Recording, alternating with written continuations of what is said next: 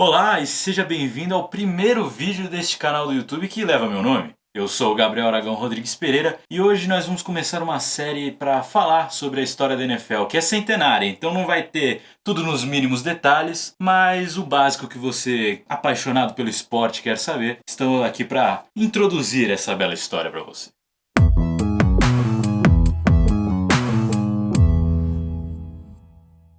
Bom, então vamos lá. Para começar, é preciso já dizer que o futebol americano nasce no nível universitário. Ele é muito conhecido nas universidades de Ivy League, como por exemplo Princeton, Harvard. Mas existiam times amadores de futebol americano para aqueles que queriam continuar com o esporte mesmo depois de acabar a faculdade. Então, em 1920, donos desses times de futebol americano se reúnem na cidade de Canton, no Ohio, na Canton Automobile Dealership e formam uma liga, a APFA, American Professional Football Association. Dos 14 times originais, apenas 2 ainda existem. O Chicago Cardinals, que atualmente é o Arizona Cardinals, e o Decatur Staleys, o atual Chicago Bears. E aqui já é importante fazer uma observação. Os times de futebol americano, das grandes ligas americanas, não só de futebol americano, mas por exemplo o basquete, são franquias, eles têm donos. Não é que nem na maioria do nosso futebol brasileiro, que são clubes. Então os times podem se mudar. Existe um longo processo para essa mudança, mas os times sim podem se mudar. Um exemplo já é o Cardinals, que a gente falou aqui, que foi de Chicago para St. Louis para Arizona, lá em 1988. Mas isso não vem ao caso ainda. Para entrar na liga, existia uma taxa de $100. Então, cada dono tinha que dar $100 para participar da APFA. Os times, às vezes, eram tão informais que nem logo oficial eles tinham. O primeiro presidente da liga foi escolhido a dedo, Jim Thorpe, que já era conhecido da época de futebol americano universitário. E, na verdade, ele era um grande atleta olímpico nos Estados Unidos, jogava de tudo. Era conhecido no beisebol, no basquete, mas se destacou mesmo no futebol americano. O primeiro campeão da liga foi o Akron Pros, de maneira invicta. 8 vitórias, nenhuma derrota e 3 empates. Sim, existe empate no futebol americano. Para a segunda temporada, uma das equipes morreu, não existe mais. Mas 8 novas entraram, dentre elas o Green Bay Packers, o terceiro time mais velho da NFL. Um dos novos times que entrou na liga foi o Tonawanda Cardex. Mas ele foi o que durou menos tempo na história inteira da NFL, apenas uma partida. Para 1922, a APFA vira National Football League, a atual NFL. E o Decatur Staleys, que havia virado Chicago Staleys no ano anterior, vira Chicago Bears. Aqui uma história também com bastante informação. Os times de futebol americano às vezes pegavam nomes dos times de beisebol, porque é importante dizer que o beisebol era o esporte mais famoso dos Estados Unidos, era o que mais angariava fãs. Era o passatempo da América, como foi muito conhecido. Um exemplo é o New York Football Giants, que nasce do São Francisco Giants da Major League Baseball, que na verdade era New York Giants antes. Então era uma estratégia que donos usavam. O caso do Chicago Bears é parecido, mas não é bem isso. O dono, fundador e técnico do Chicago Bears, George Halas, fez um acordo com o Chicago Cubs, time de beisebol, para usar o Wrigley Field. Os times de futebol americano também usavam estádios de beisebol das suas respectivas cidades. Então, já que ele pegava a galera do Wrigley Field que assistia beisebol para assistir o futebol americano, ele pensou em usar essa estratégia de pegar o nome do time de beisebol para o time de futebol americano. Mas ele achava que Cub, filhote de urso, era muito simpático para o futebol americano. Então ele decidiu levar para a segunda fase, o urso adulto, o Chicago Bear. Dos times que ainda existem, nessa época que a gente está tratando esse vídeo, além do Chicago Cardinals, que é o atual Arizona Cardinals, o Chicago Bears e o Green Bay Packers, a gente tem o já citado New York Giants, em 1925, e mais para frente ainda entram Boston Braves, que vira Washington Redskins, que hoje é o Washington Football Team. A gente tem o Pittsburgh Steelers, que é mais um dos casos dos times de beisebol, que era o Pittsburgh Pirates. A gente tem o Philadelphia Eagles, que é Philadelphia Eagles. Não é um caso de beisebol. A gente tem o Portsmouth Spartans, que depois vira Detroit Lions. O Indianapolis Colts, que na época era Baltimore Colts. E, além deles, também o Cleveland Rams, que vira St. Louis Rams, que vira Los Angeles Rams. Outro time que muda bastante. Essas mudanças são um ponto interessante de se abordar lá mais pra frente.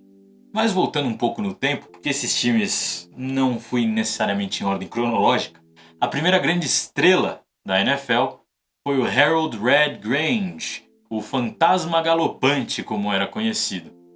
Ele já havia sido um atleta universitário muito conhecido nos Estados Unidos, muito popular, saindo da Universidade de Illinois, e ele assina um contrato com o Chicago Bears, e de tão famoso que ele era, os Bears fazem exibições no país inteiro para angariar a bilheteria, que era a maior fonte de dinheiro da equipe. Lucro através de um só jogador. Passando agora para 1932, um episódio inédito na história da NFL. Na época, o campeão era decidido por um balanço de vitórias, derrotas e empates. E, por acaso, nesse ano, Portsmouth Spartans, atual Detroit Lions, e Chicago Bears estavam empatados nesse balanço, indo para a última rodada num confronto direto. Uma final, por assim dizer. Vamos lá, jogo. Polêmico, muito polêmico. Porque, na época, a NFL nunca pensou em fazer as próprias regras. Achava que era o mesmo esporte que o college. Então, a diferenciação era um pouco desnecessária na crença popular. Porém, nesse jogo, tudo mudou. Porque, na época, a regra era a seguinte para o passe para frente. O grande diferencial do futebol americano é o passe para frente, diferencial do rugby, entre outras coisas.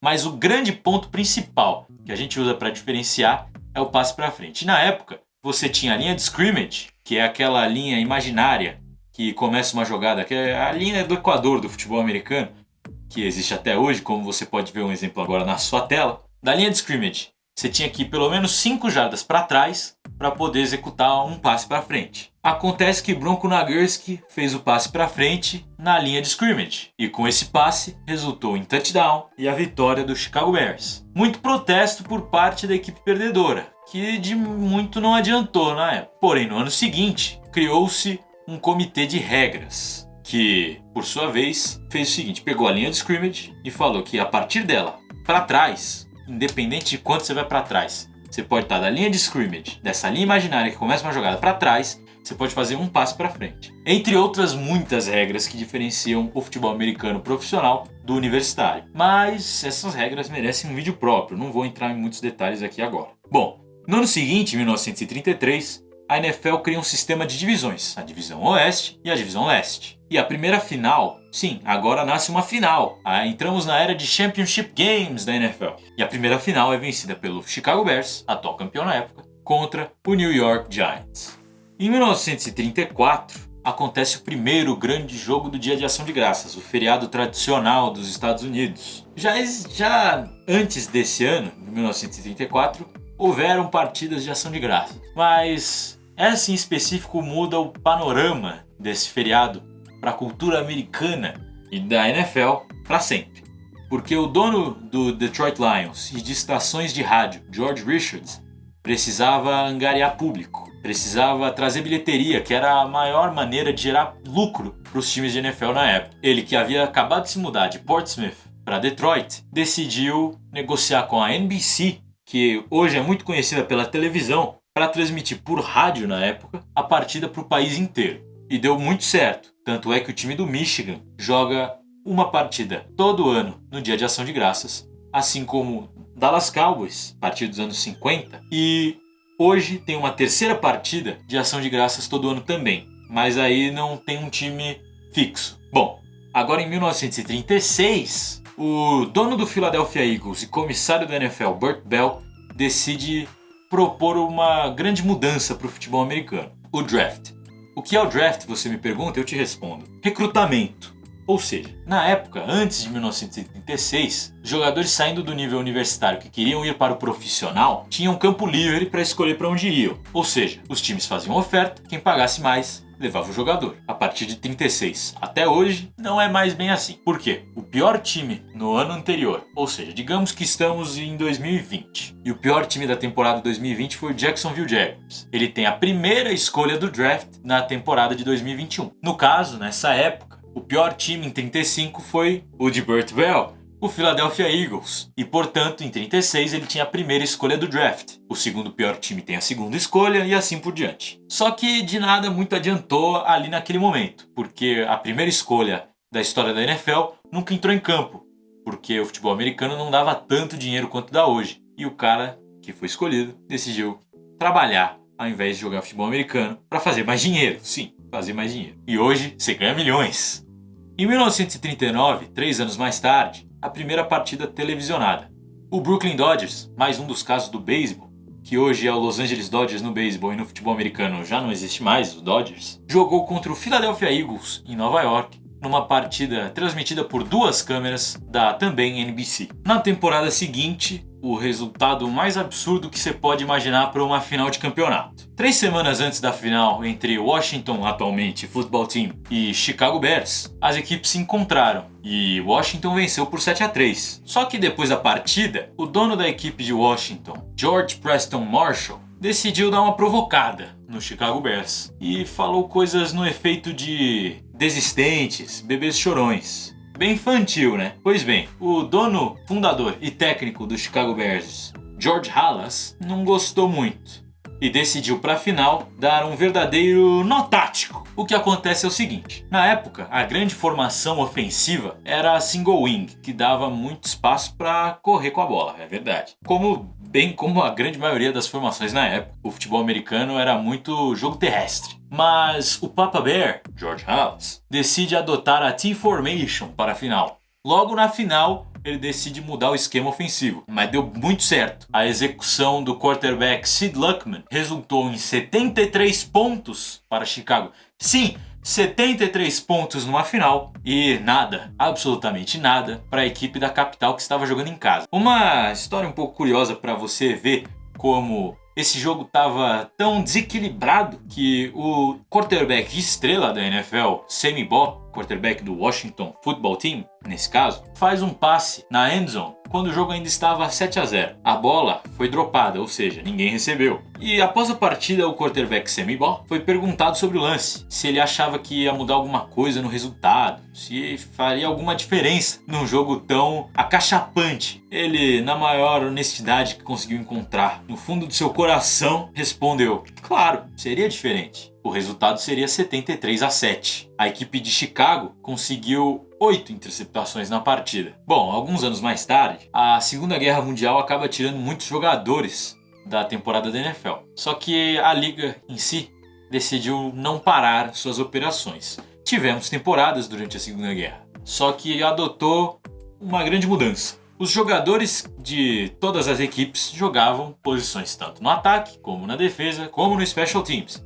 Por exemplo, a maioria dos quarterbacks no ataque eram quarterbacks, certo? Ok, tranquilo. Mas na defesa, eles não ficavam no banco ali esperando a defesa roubar a bola, o ataque do oponente vacilar. Eles jogavam de safety, na grande maioria, que é uma posição defensiva que você fica no fundo do campo. Nesse período de guerra, isso muda. Criam-se unidades ofensivas, unidades defensivas, com cada jogador desempenhando uma função numa unidade. Ou seja, um jogador de ataque não joga na defesa. Claro, de vez em quando isso a gente ainda vê. William Perry foi um jogador defensivo que às vezes entrava de fullback no ataque, mas não acontece mais. E jogadores de special team, muitos anos mais tarde, viram só jogadores de special teams.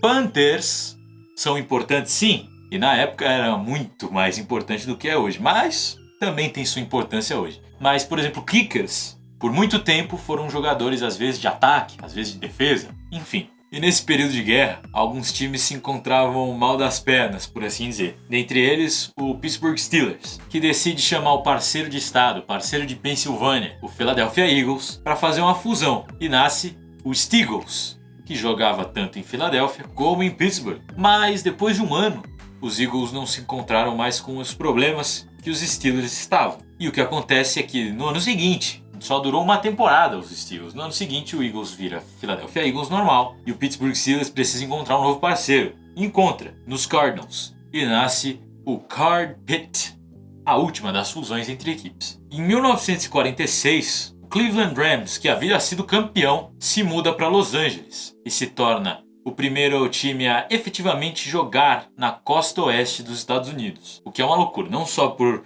o time jogar na Costa Oeste pela primeira vez, o primeiro time, só em 1946, mas porque ele foi campeão, né? Então uma coisa que a gente nunca mais viu, um campeão se mudar. Mas voltando a falar especificamente do período de guerra, em 1944 nasce uma segunda liga, a AAFC, All American Football Conference, porque nesse período, quem ficou nos Estados Unidos começou a gostar muito de futebol americano e o esporte se popularizou bastante. E essa liga teve até que sucesso e fez uma fusão com a NFL. Alguns anos mais tarde, entraram Cleveland Browns, Baltimore Colts, não o atual Indianapolis Colts que temos hoje, mas que inspirou o atual Indianapolis Colts, que antes foi Baltimore Colts também, a pegar esse nome, e o San Francisco 49ers, que até hoje existe. E nesse período que estamos tratando do vídeo, a gente encontra as primeiras grandes equipes, as primeiras dinastias, e que gerou uma grande rivalidade, com dois dos maiores nomes da história da NFL. O Green Bay Packers de Earl Curly Lambeau e o Chicago Bears de George Halas, que vão ter o seu próprio vídeo aqui daqui a pouco. Bom, mas agora vamos entrar um pouco no específico dessa época, dos grandes jogadores da NFL. Vamos passar de década por década. Na década de 1920, a gente já falou, por exemplo, de Jim Thorpe, Harold Red Grange, mas outros nomes, como por exemplo, e agora você que me desculpe, mas eu vou colar sim, Ernie Nevers, do Chicago Cardinals, Carl Hubbard, que além de ter sido Hall da Fama no futebol americano, foi Hall da Fama também no beisebol, o único a conseguir esse grande feito. Na década de 30, a gente encontra o grande wide receiver, o primeiro grande wide receiver como temos hoje, Don Hudson, do Green Bay Packers, o fullback, linebacker, kicker e punter, Clark Hinkle, o quarterback, Arnie Herber, todos esses do Green Bay Packers. Clubismo às vezes vai aparecer por aqui, conte com isso. E o Arnie Herber, além disso, também jogou no New York Giants. Para não ficar só nos Packers, vamos também com o Mel Hein, que foi center e MVP de 1938, também do já mencionado New York Giants. Além deles, o Bronco Nagurski. Na década de 1940, os quarterbacks, também já mencionados, Sid Luckman, Sammy Baugh. Mas, além deles, a gente encontra o Tony Canadeo, running back do Green Bay Packers, e o Steve Van Buren, de Filadélfia, além também do clássico Marion Motley, de Cleveland, que nem sempre foi um saco de pancadas. E para acabar esse vídeo, a gente vai para 1952, quando a gente encontra o último time a falir na história da NFL, o Dallas Texans. E é um bom ponto para a gente parar por aqui. Se você gostou, deixe o seu like, se inscreva no canal para ver essa série sobre história da NFL e muitas outras que vem por aí, dinastias, enfim. Comente o que podemos melhorar, o que você achou desse vídeo, colabore conosco e, claro, compartilhe, espalhe a palavra da NFL e deste belo canal que leva o meu nome, Gabriel Aragão Rodrigues Pereira. Siga-me também no Twitter, @GabrielAragãoR, novamente, @GabrielAragãoR, com o G, o A e o R das iniciais maiúsculos. E no Instagram também, que tá aberto aí, que é o @Aragal06. Novamente, se inscreva, dê o like, comente, compartilhe. Twitter, @GabrielAragãoR, G-A-I-R maiúsculos, e @Aragal06 no Instagram. Muito obrigado e valeu, é isso. Abraço!